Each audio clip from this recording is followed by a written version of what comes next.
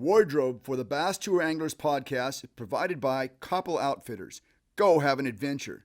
Visit them online at www.koppeloutfitters.com and on social media at Koppel Outfitters.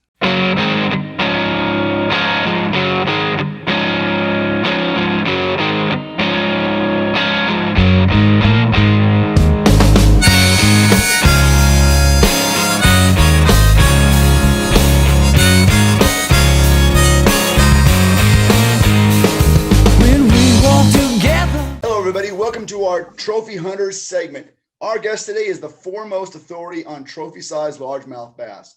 Not only does he set the standard for all big game hunters, he also has conducted extensive studies of trophy bass behavior. He once caught a 5 bass, 65-pound limit that was anchored by an 18-pound kicker. How about that, tournament fisherman?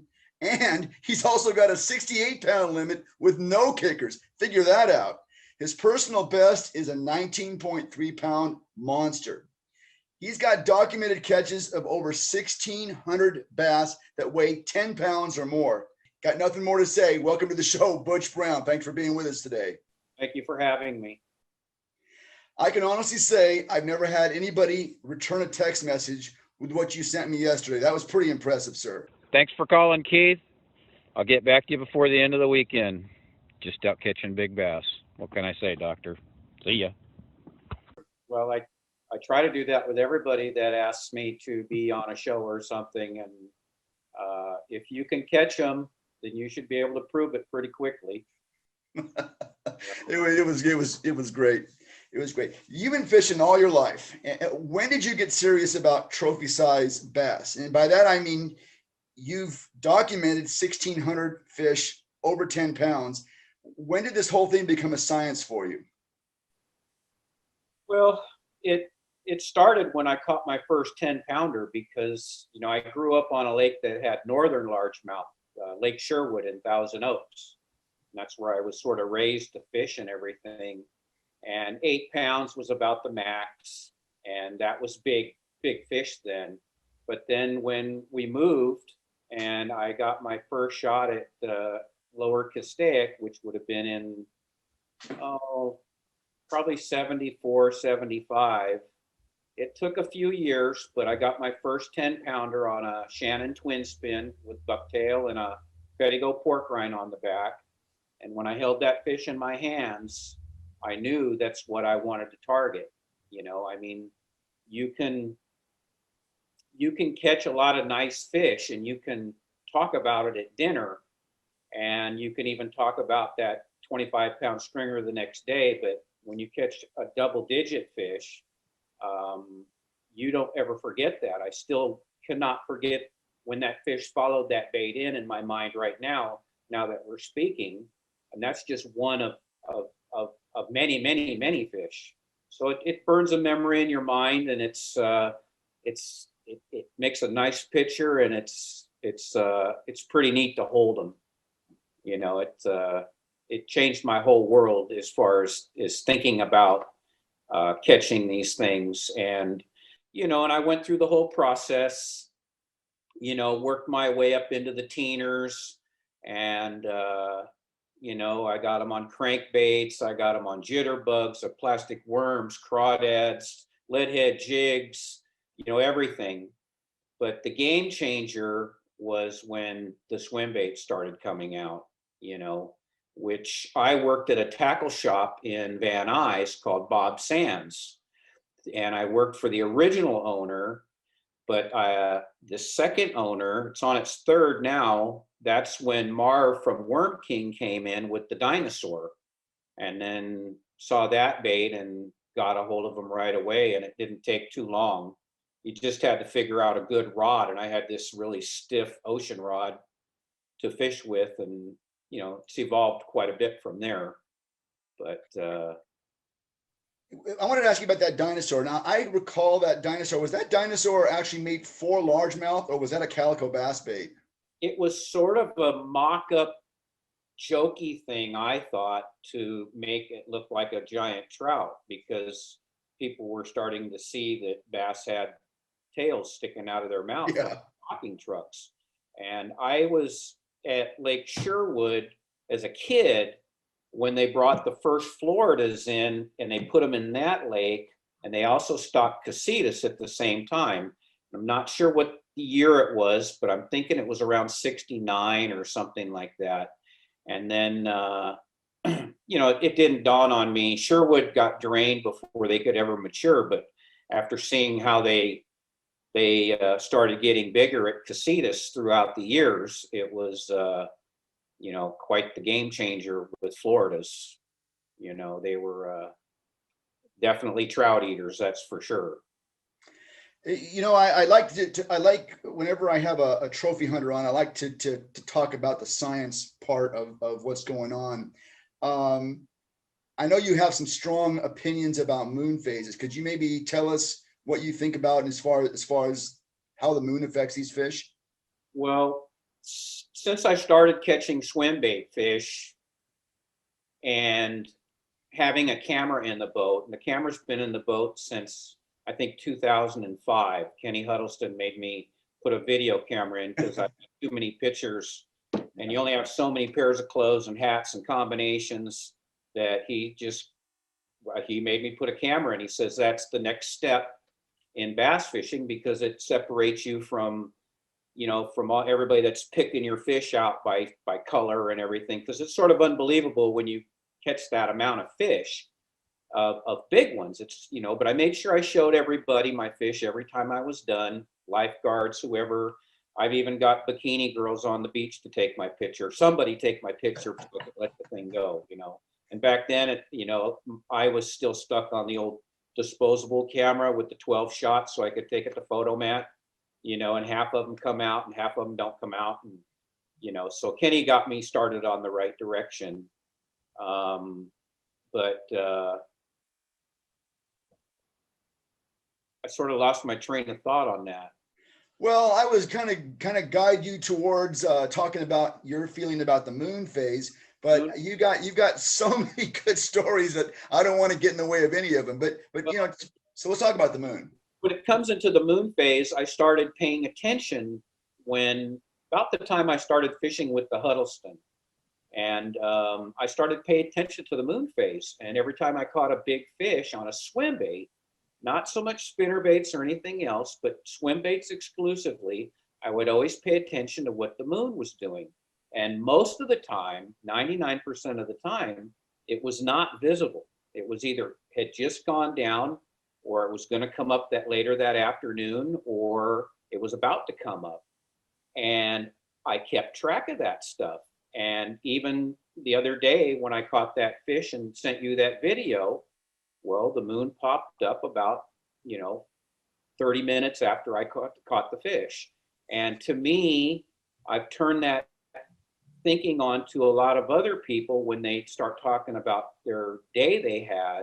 And I tell them to pay attention to the moon. And they said, yeah, you're right. The moon came up and my bite stopped. That was it. It was over. So the way I look at it is it's a good time to do honeydews. Okay. So when you go fishing as much as me and you live as close to the lake as me and you have a wife and you have kids growing up, well, when the moon is up, I wouldn't stick around because I wanted to catch big bass. So I'd go home and take care of everything. But when the moon was not around, well, then I went fishing. So therefore, I didn't encroach on too much of my bad habits with my wife and not take care of things like I was supposed to because I followed the moon. And so it just worked out really good, but I'm a strong believer in that. When it comes to other types of fishing, I don't know. I tuna fish a lot for big tuna, but I know it's hard to make bait at night tuna fishing with the moon up. But as far as bass, nighttime, daytime, if that moon's up, I'm out. I'll do something different. Now, maybe taking this to the next level and answering that question, why is that moon a factor? Is it a gravitational pull? Does it, I don't know, does the gravity or something have something to do with it, you think, or what do you think has to do with it? I never really paid attention to anything scientific like that. I just paid attention to results. And I have the videos and I have plenty of proof with photos of the results of the way that I think. And so we only have so much time on this earth and only less time to even go fishing. So I'm going to put all that into the high percentage bracket for myself and stick with it. And it's just paid off for me so well. But as far as what it does, I have no idea. You know, I don't know what it means or anything like that. I just go fish. And trust me, if I have a day off and I haven't been fishing in 2 weeks and the moon is up, I'm still going to go. But I know my chances are slim as far as catching a big fish. Okay. We may never know the real reason why this is the case, but I think if I understand, you would put yourself in that position of saying that you are a rising moon or setting moon person, as long as that moon is not visible. Absolutely. Okay. That is my high percentage time to catch fish. Confidence, whatever you want to call it. Yeah. That's when I do my damage. And there's always exception to the rule here and there, but you know, I'll bet 95% of those fish that moon is never around. And that's my experiences in swim baiting. You know, other people might have other results, but this is, you know, I've been doing it a long time, and you know, it still goes on to this day. 1,600 fish over 10 pounds is a good research pool. I mean, it's not sample size issues there. That's a legitimate, way more than a legitimate sample size. When you figure it out, and they're not all swim bait fish, so we have to exclude that. But I'll bet at least 1,200 of them are. You know, the rest are a combination of, you know, crankbaits. You know, when the Shad Rap number 9 came out, I had 24 in 1 month over 10 pounds on that bait. Wow. And the Man's 20 plus Chrome and Black was my go-to bait. Caught many on that. And I did get a share of them on plastic worms, but and the big musky spook, I used to throw that a lot. You know, even the Rapala, the F7 floater, you know, I've even caught them 10 pounders on that. Wow. Okay, let's move on to another factor that we sometimes hear trophy anglers talk about, and that is barometric pressure. How do you feel in terms of falling barometers? I've heard a lot of people talk about you got to be on the water when that storm hits and things like that. What do you feel about barometric pressure? I think that's a given. You know, that is a high percentage time to be out there, but I like to fish on nice, bright, sunny, calm days. And this is in the wintertime usually, not in the summer. And like from mid-November till the end of February. And my best bites are between 9 o'clock and 2 o'clock in the afternoon. If you look at every one of my videos, they're all in the afternoon, regulation hours, and you can't dispute it. You know, I fished with biologists before, one who is a good friend of mine, and he told me that everything that's written is completely opposite of what I do, and it works, you know. And the way I look at things as a biologist, studies fish and does all this. He's not the catcher. I'm the catcher. I'm the guy on the water, and I'm the guy that's catching the double-digit fish. So I consider myself more of an authority on that aspect, on how they react, than somebody that's sitting there, you know, telling you what it should be, you know, because I'm doing it. You know, they're not catching 10-pound bass. I'm the guy catching them. So, you know, I give them credit where credit is due, but time on the water is everything. Yeah.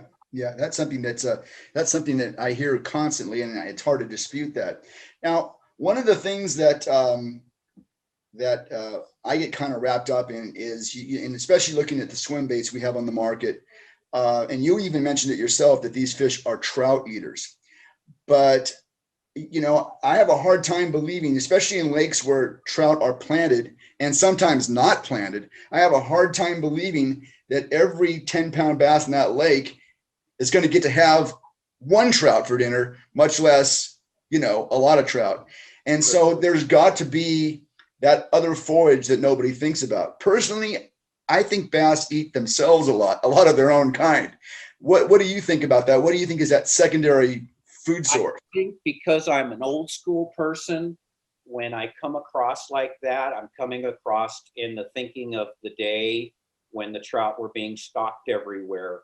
Right. But now that I've had the chance to fish the lakes with the trout stocks being stocked, well, then it opened my eyes up to the carp. Yes. It opened my eyes up to bluegill. It opened my eyes up to bass. I've seen bass with bass in their mouth, But one thing I always thought about is once in a while the shad would pop up at the lake. And, it might be once a year you get a little shot to catch some shad, and you call your friend up and you can catch, 50 fish in a day and have a ball. Well, in all the times I was a kid and everything, tromping through the weeds and scooping and doing stuff, I never once ever caught a baby carp. Never, ever have I ever seen a baby carp in the lake. Now, when they spawn, they come in full force. I mean, these guys are, 5 to 35 pounds, and they're just rolling over, and there's hundreds of them in the bushes just going crazy. And they're all laying, I think it's around 80,000 eggs a piece when they're putting it in there. And then all of a sudden, a day or two, they're completely gone and they're stopped. Well, if that was the case, and they're not the target species to get caught, then the lake should be overrun with carp, but it's not. There's only so many big ones that come in and spawn, and I hardly ever see one that's under 5 pounds. And I truly believe that the bass eat those, and they eat the bluegill. And I've started fishing more of that type of a bait now for swim baiting, and the fish that I've been posting this year, a lot of them are on a bluegill type bait, a bigger one, and it's a bait that I've probably had for almost 20 years, but it tricks them. It tricked that one you had on your phone the other day, and that turned out really good that day. Yeah, today was not too good. I was going to ask you how you did today, but we won't get into that if you don't want to. I got bit maybe 3 times, and it felt like they were just hitting the tail, but it was cold and windy. And I think the barometer did all its dropping yesterday. And then today we had the cloud cover come in. So I could have been a factor, but they were not there where they were yesterday. Okay. Now, I know that when we make swim baits, when companies make swim baits, I know they're targeting the angler, and that angler is still thinking trout. But I really think what you've just mentioned there is it's probably gold, because these fish don't have trout plants like they've had in the past. They got to be eating something, because there's still big ones out there. There's still plenty of big ones out there, and they're very, very healthy. And I know that's what it is. And I think that there's a lot of bait makers that are making baits that look like carp and bluegill, but in all actuality, if you're on the water and you observe and you see how things are, I think they're missing a little bit, because the paint jobs to me are a little bit more like Disneyland trinkets. They all have the treble hooks hanging down below. And when fish get big, they get old, they get caught. That's what they see. You need to be a little more stealthy about it. And I think, to be honest with you, I'm more into like hand pour rubber baits, because the way I do it, I can blend it in much better in the water column than a painted bait. And I could work it like a HUD or like a Osprey Optimum, any of those kind of baits. But I have not seen a bait like that yet, like mine. But there's another thing they're not thinking about is, what is the next level? What's the next reaction style of bait? that is going to be a game changer. First, we had the Optimum and the Ospreys. Then we had the Huddleston Deluxe. Then we got the glide baits like the Depths 250. Okay. And then also the Punker was a good bait on the surface. Okay. So they're all sort of stuck on stuck right now. There's something else out there that's going to be a game changer. And to me, that game changer, the way that my bait is designed is when you're rolling it on the bottom, and normally you would have a HUD or one of those type of baits, and you get bit or you hit a weed, you jerk it, the bait goes straight. Well, the bait I have, when you hit a weed or you get bit in the back, it goes like this instead of straight. And I would call that an escape bait. And I think that creates reaction. It's like a spinner bait. When you're slow rolling on the bottom and you hit a weed and you snap it out of there, and the next thing you know, your rod's loaded up and you got a fish on there. Sort of the same concept, same style of fishing too. But I think there's things out there that are gonna, they get tired. I think they get tired of the same old, seeing the same thing repetitious all the time. And they learn too, right? Yeah. But knowing the lake and knowing all the little spots and stuff helps too. But yeah, yep, definitely.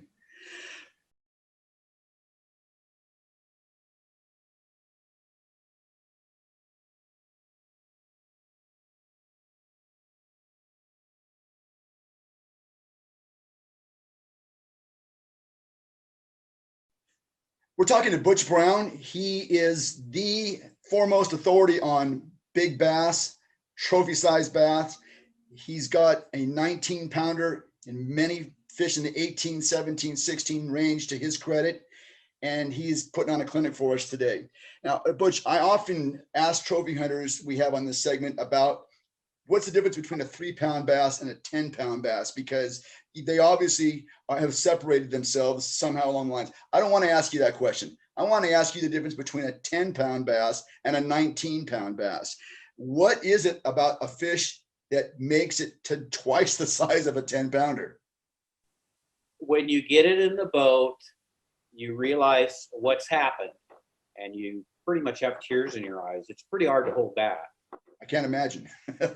Really hard because it's so big and so amazing. And you just, if you have a camera on the boat, that helps, and you can go back and look at what you have and see the shots and stuff like that. And I was lucky enough to have that, but it's another level above 15. It's a completely different animal. I mean, wider across the back. They're not so much longer. They're just wider.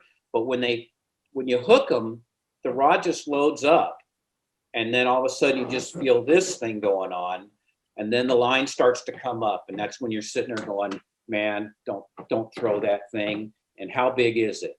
And then when their head comes out and only half their body, and you see what you have, you just try to be as calm as you can, and you got to be really good with the net. If you're a solo angler like me, you got to have a good fast net, and you got to read the fish when you're bringing them in. You don't want to let them turn around on you. You don't want them to jump too much. You want them to get them in so that way when they do make that jump, they're right next to the boat within netting range, so you can hold that fish in a picture. It's if you ever watch the videos I've done, they're all pretty fast on the draw when it comes to getting that net out. It's sort of all this, make sure that net is next to you all the time. I've learned no Coke cans, no other rods, nothing goes over there but that net, nothing to get stuck on, no bolts, no tie downs, nothing. So and it's also set up on a little bit of a clip. So that way when you hook up, you're thinking, I got him. And then the last minute you go down and grab that thing. But it's a different animal. It's amazing. I mean, I was gonna say, do you think it's something genetic, or is this fish just much better at learning the lessons that, I can't have a hard time saying smaller fish, 10, 11, 12 pounder, smaller fish. But I mean, is the 19 pounder, 18 pounder, they've just learned more during the course of their existence, or have they been blessed with some kind of genetic thing? I think many live and die that could have been records, but I think these fish were the lucky ones that got smart early on, and the food came to them. Because if you stop and think about it, back when those fish were roaming, when the water temperature changes in the fall, well, they know, because they were born and raised on that lake, that there's trout coming. That water temperature is changing, so they know where to stage along the shorelines and the offshore rocks and rock piles for when that stuff starts coming through. And some just, do better than others. But what I can tell you is I have a biologist friend up in San Francisco, and he asked me if I ever had a fish roll on me that he would like to take it and study it. He's the same one that studied dottie, and he studied a couple other fish from Berryessa in the Delta. I had one that was 16.5. I caught that fish, took a picture, we let it go. It kept coming up. We fizzed it. We did everything. It would not go back. So I ended up taking the fish and weighing it up top. And I took it home and I told my wife, and she says, the only thing you can do is get a skin mount and then give it some dignity. And it was horrible, to think that happened. Well, I sent that fish to my buddy up there, and he did a study on it. I don't have the graph stuff. I meant to get it out, but he showed me a graph of that fish, and he asked me, there's a bone in the head, almost like a white sea bass, that tells you the years of this fish. He had a Delta fish that was 11 years old that weighed 9 pounds. He had a Berryessa fish that was, I think, around 11 or 12 pounds. That fish was also 9 or 10 years old. He had my fish, and he asked me what the summers were like, and he showed the growth rate, but he said that fish was 10 pounds in its 5th year, and the fish was only 10 years old, and it weighed 16 and change. He said whatever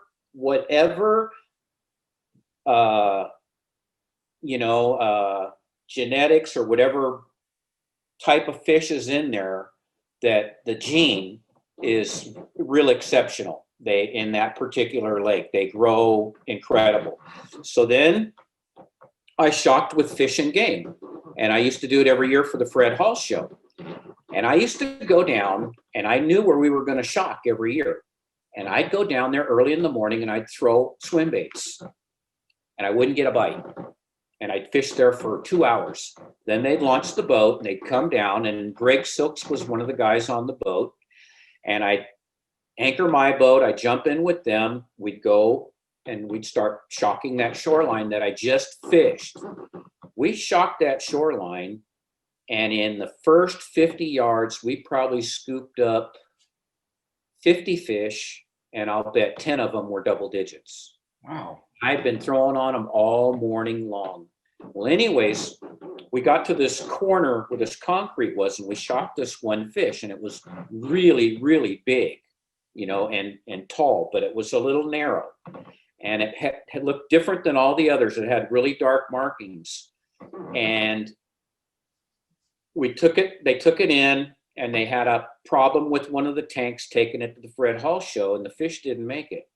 The fish got sent to the biologist to get studied, and that fish was 18 years old. They said that's the oldest bass that they have ever had in their hands, ever. Wow. 18 years old. It had big scales too, different than any fish I've ever seen. So it was sad to see it go that way, but at least it went into the right hands. Maybe it was maybe a northern strain, maybe? I don't, but it was, the fish at one time I know was pushing 20 pounds. A northern wouldn't be that big. Okay. This was a big bass. It was giant. It had if you held it like this, you'd swear it was 18 to 20, but if you turned it like this, he was only about that wide. Wow. And real tall. Beautiful thing. Big giant eyes, and that's another thing. They have big eyes when they get older in the 10-pound range. So they see what you're throwing. They can see your line. They see your knots. They see all your stuff. And in this day and age, with the lakes being so heavily, fished, our lakes here in Southern California, Well, you got to be one up on everybody. You can't just go out there and chuck big line and do this and do that and the hooks and everything. You gotta think about what you're doing to fool them. And it's really interesting you say that. I've always noticed that about big fish. When they start to get to 8 pounds or so, these eyes are bigger. I'm wondering if the life and bass, the development of a bass, if there is an age or something like that where the eyesight really kicks in, and maybe that has something to do with it. And maybe that's why those fish get to be so much bigger. I've seen some big ones with some big bug eyes, and they have no problem seeing or locating stuff at night. So, Right. But yeah, I think they see very clearly what's going on. It amazes me, when you're fishing muddy water and stuff like that, that they can even find that thing. But Yeah. like I said, I'm not a biologist. I just go by what happens on the water and try to put it together. Every day is a learning experience out there, even if you've been there for 40 years. Yesterday, every day is a learning experience. Well, I really wanted to pick your brain. That this whole interview is kind of built around wanting to know what the fish we're doing right now. We're in late January, early February, and I wanted to kind of pick your brain about what you thought these big fish especially were doing. How are they warming during the day? Are they trying to warm up? What is that all about? Would you consider this to be the pre-spawn months right now?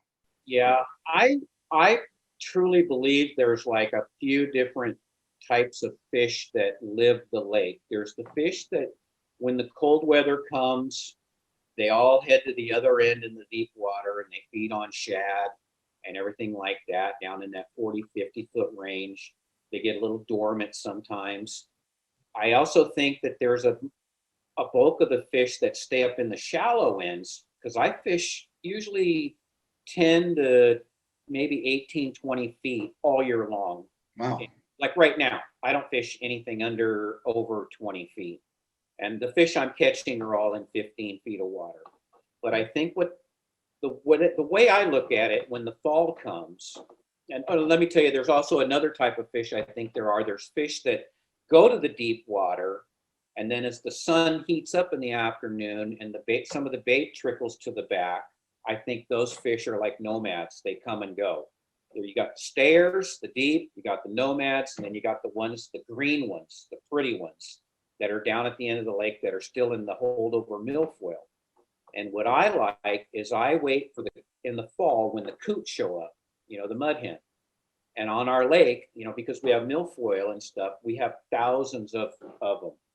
And they start diving down and they start picking all the milfoil and all the little buds off of them, and I fish the edges of those coot, because my thinking is that when they're down there diving, they're pushing out bait. They're pushing out baby bass, they're pushing out bluegill, and those bass wait on the outside edge and they nail them, and that's where I'm getting my fish. Well, now that the season is getting into we're into January, well, there's a few isolated spots of this milfoil out there that might be the size of a coffee table, could be the size of the boat. If you can find that, that's where you're going to catch your fish. The bass are going to be hanging around those, and there could be bait in there or whatever, but every time I run a swim bait through there and I hit those weeds and I pop it through and let it sink down in, I'm on. And the good locator to find that stuff is just watch those coot, because now we're down to probably a few hundred coot on the lake, but they're in certain areas. And I'll go right to those areas and I can see them go down and come up with the weeds in their mouth. So I already know that's an area that I want to fish. And then as the week goes on, they deplete that, and then you find another spot, or you have to hunt around and you have to have a good memory of where that stuff was. So I follow them, at that time of year. But I fish shallow water, even back in the day. I don't fish deep. Everything I catch in the wintertime. And I think that it's also because when it warms up in the afternoon, the rocks warm up a little bit more, and those big fish have a lot of fat on them. I don't think they have a problem hanging out in that that shallower water, that 15, 20 foot at max, I think that they stay there all year long. Wow. Again, that's another gold nugget. I always try to pull this stuff out of the people that I interview, and that's another great one. You don't have to fish below 20 feet. That's great. Good stuff. I have a whole crew of guys now that it used to just be me down there, but now I have a couple of guys, even one today in a float tube, said it just dawned on me that they never leave the back here. And I said, well, they're different. They're totally different fish. You saw how green they are. They're the pretty ones. Yeah. This segment is brought to you in part by Swim Baits Plus. Are you looking for that hard to find swim bait? Are you looking for that impossible rare color? Are you looking for great prices? Visit them on Instagram at @SwimBaitsPlus. We're talking with Butch Brown. He is the foremost authority on trophy-sized bass. He's giving us just absolute clinic today. It's a shame we only have one episode and one segment to do with you here, but I wanted to talk about the work you've done with biologists. I know you do a lot of marking fish that you catch and checking to see where they show up again. Maybe tell us a little bit about that and what you've learned. Well, in the times that I've shocked with them to study the influx of fish in the lakes, like Castaic mainly, is we go out and we go into like cove number 1 or number 2, and we'll go and shock one side down to the end, maybe get 300 fish. And trust me, if a tournament angler had a shocker, he'd have a limit in 5 minutes, because that bush that you see that has nothing in it has 5 bass in it. Because every time we'd come up to them, you could see the bottom and you hit that button and they just come right up just like that. It's amazing. And when they shock, on top of that, for the Fred Hall show, that thing only goes down into 10 feet of water, and the water's in the 50s. So think about that, Yeah. And they get them. But anyways, we'll go down a cove, and when we get to the end, then we have to measure each fish, and then we take a circle punch and we go to the pectoral fin and we put a circle punch there. That's a hole. Then we come back out the other side and we do the same thing when we get to the end of that. Then about 2 weeks later, 3 weeks later, whenever it's convenient for them, we go back and then we go down that cove and we shock it again. And then we determine how many of those fish were tagged by us. And then we do it on the way out. And then if we have a low ratio of tagged fish, that shows that we have a big influx of fresh fish that come in, a good population. If the majority of the fish have all been tagged, well, then they're pretty much all home guards, and they have their method of determining that, well, maybe we don't have such a good population of fish, and that's sort of how they do that. So I took that down where I fish with just the fish I caught over 10 pounds. And when I would catch them for like the last 25 years, I would put a circle punch right here, and then I'd let them go. And as time went on, I would get a recaught, and it would grow over into like a pimple, like a nub. It grows back, seals itself back up, but it's a pimple. If it's got 2 pimples, then I've caught it twice. Only one fish ever got caught 3 times. But in the years that I fished, the best way to determine it and tell you about it is I had the 1 year where I had 127 over 10. And out of those, 7 of those were recaught, whether it was once or twice, but 7 of them. The other 100 and whatever I'd never had in my hands before. Well, then 5 years later, I get 107 fish over 10 pounds in 1 year. And out of those, 11 are recaught. So to me, there was a lot of fish at my lake. They used to say, oh, you're catching the same one, same one, same one. No, I'm not catching the same one. No way. Because I know in my heart, you could sit there and say what you want to say, but I'm living it and I'm doing it and I understand it, You got the data. You got the data also. That means you don't have to come and fish it, where I'm at, if you think we're all catching the same one, I'll just keep doing what I'm doing. Keep my mouth shut. Hey, Butch, talk about the mistakes that you see anglers making with swim baits? I know that there's a big push right now amongst a lot of people to want to throw the big baits. What are the kind of common mistakes that you see these people making? Most of them that I see, they use a lot of their trolling motor in the middle of a cast. Okay. Now, if you're looking for a trophy fish, you're talking swim bait fish or trophy bass. You're talking trophy bass. Well, during the cast, I don't touch that trolling motor until that lure's in the boat. My sonar is off. I have no sonar. I have nothing going on whatsoever. I'm as stealth could be. Generally, when I fish down an area, I put down this small anchor I have, and I let out a little bit of scope, and I start casting. Okay, and I'm just completely blending with the environment. And then when I'm ready to move down a half a cast, I either lift the anchor up a little bit, or, I'll actually hit the trolling motor for a second and drag it and then stop. But, I make really long casts because I usually go with the wind. But they do a lot of that. They don't do a lot of homework, as far as is presenting the bait. I think in the wintertime and stuff, you need to be slower about it. And they're fishing baits that have the treble hooks on the bottom, so you can't really roll that on the bottom very good like you can, one of our old rubber style baits. Those you can roll along the bottom pretty good. And most of the time, that's where the fish are going to be. And,